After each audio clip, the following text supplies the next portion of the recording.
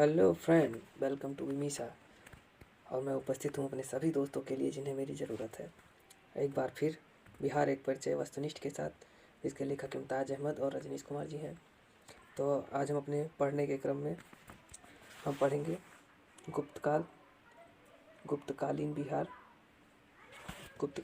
के बारे में पढ़ेंगे। और इस क्रम में आगे बढ़ते हुए हमारा पहला प्रश्न, चंद्रगुप्त प्रथम का राज्याभिषेक हुआ था। तो चंद्रगुप्त प्रथम का राज्याभिषेक पाटलिपुत्र में हुआ था। चंद्रगुप्त के पाटलिपुत्र में राज्याभिषेक और गुप्त वंश की स्थापना का वर्ष था 320 ईस्वी। 320 ईस्वी में दोस्तों इनका राज्याभिषेक पाटलिपुत्र में हुआ था। तीसरा प्रश्न, किस शासक ने वैशाली के लिच्छवी राजकुमारी कुमार देवी से विवाह किया था। तो किस शासक ने? चंद्रगुप्त प्रथम ने लिच्छवी कुमारी से विवाह किया था। नेक्स्ट प्रश्न, चंद्रगुप्त प्रथम ने 320 ईस्वी में महाराजा धीराज की उपाधि धारण की थी पाटलिपुत्र में। तो पाटलिपुत्र में ही इन्होंने उपाधि भी धारण की थी। 320 ईस्वी में चंद्रगुप्त ने गुप्त वंश का गुप्त संपद भी चलाया था। पांचवा प्रश्न, किस शासक ने स्वयं को लिच्छवीय दोहत्री कहा है। तो लिच्छवीय दोहत्री कहा है समुद्रगुप्त ने। यह चंद्रगुप्त प्रथम का लड़का था और चंद्रगुप्त प्रथम की पत्नी ही लिच्छवीय राजकुमारी थी। नेक्स्ट प्रश्न, बिहार में गुप्त शक्ति के संगठन का श्रेय दिया जाता है। तो गुप्त शक्ति के संगठन का श्रेय दिया जाता है चंद्रगुप्त द्वितीय को। चंद्रगुप्त द्वितीय विक्रमादित्य भी इन्हें कहा जाता है। गुप्त साम्राज्य की प्रथम राजधानी थी पाटलिपुत्र। प्रथम राजधानी पाटलिपुत्र थी। किस शासक से श्रीलंका के राजा मेघवर्मन ने गया में एक बौद्ध मठ स्थापित करने की अनुमति मांगी थी।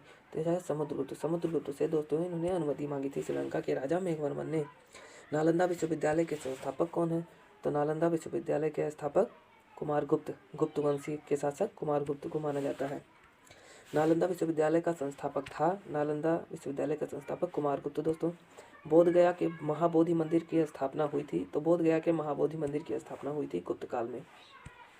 चीनी यात्री फाहियान कितने समय तक पाटलिपुत्र में रहा था। तो चीनी यात्री फाहियान केवल 3 वर्षों तक पाटलिपुत्र में रहा था। 3 वर्षों तक पाटलिपुत्र में रहा। चंद्रगुप्त द्वितीय के शासनकाल में फाहियान भारत आया था। इसका उद्देश्य बौद्ध पांडुलिपियां प्राप्त करना था। और वैनसांग आया था हर्षवर्धन के शासनकाल में। फाहियान ने CU की एक किताब लिखी है। फाहियान की किताब का नाम है CU की, सी फिर यू और की।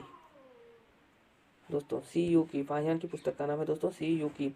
आर्यभट्ट का संबंध किस नगर से है। तो आर्यभट्ट का संबंध पाटलिपुत्र से है। दोस्तों गुप्त काल की एक सुंदर कार्तिकेय की मूर्ति किस जिले से प्राप्त हुई है। तो ये प्राप्त हुई है शाहाबाद से गुप्त काल की एक सुंदर मूर्ति, कार्तिकेय की मूर्ति। 15 नंबर, बिहार में 7.5 फीट ऊंची बुद्ध देव की एक पीतल की मूर्ति प्राप्त हुई है। तो ये प्राप्त हुई है सुल्तानगंज से।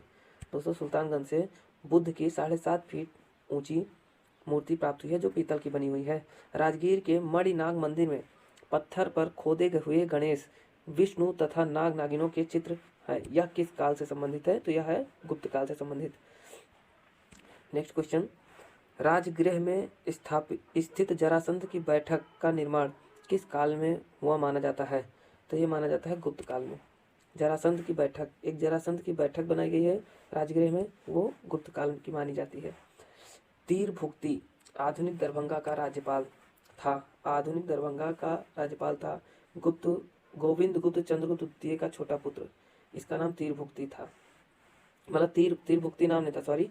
तीरभुक्ति जिसको जो आधुनिक दरभंगा है वहाँ का राज्यपाल ये गोविंद चंद्रगुप्त द्वितीय का छोटा बेटा गोविंद गुप्त इसका नाम था।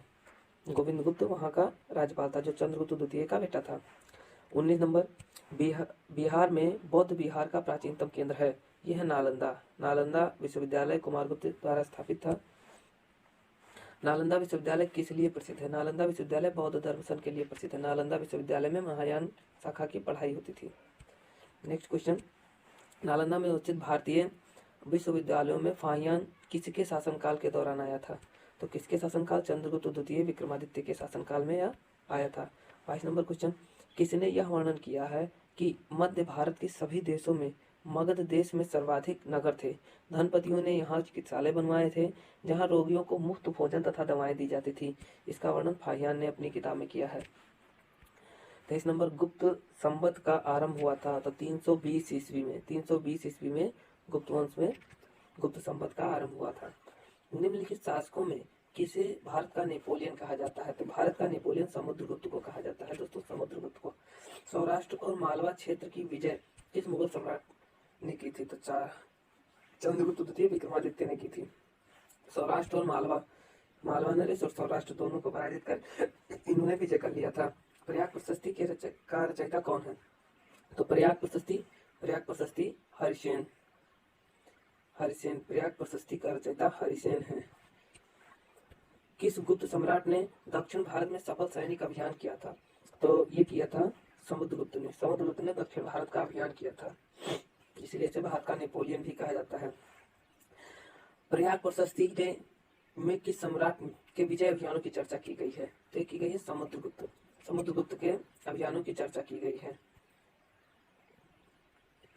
प्रयाग प्रशस्ति में समुद्रगुप्त के अभियानों। गुप्त साम्राज्य के पतन के क्या कारण थे? तो गुप्त साम्राज्य के पतन के कारण क्या थे? हूणों का आक्रमण, ये भी पतन का उनका एक कारण था, और प्रशासन का सामंती स्वरूप हो गया था, ये भी उनके, और कमजोर शासक बाद में होने लगे थे। इन तीनों कारणों से, बाकी ये कोई कारण नहीं था, आर्थिक संकट कभी नहीं आया उस राज्य पे, बाकी इन तीनों कारणों की वजह से गुप्त काल का पतन हुआ, और ये ऑप्शन हो जाएगा हमारा सी नंबर सही। मगध पर मिहिर कुल का आक्रमण किस शासक के समय हुआ था? तो मगध पर मिहिर कुल का आक्रमण हुआ था नरसिंह गुप्त के शासनकाल में, नरसिंह गुप्त के समय। गुप्त काल ज्ञान विज्ञान के विषय का स्वर्णिम युग था, इसमें योगदान करने वाले विद्वान थे, तो गुप्त काल में योगदान करने वाले विद्वान थे वारा, मिहिर, आर्यभट्ट और ब्रह्मगुप्त, ये तीनों विद्वान गुप्त काल के विद्वान थे।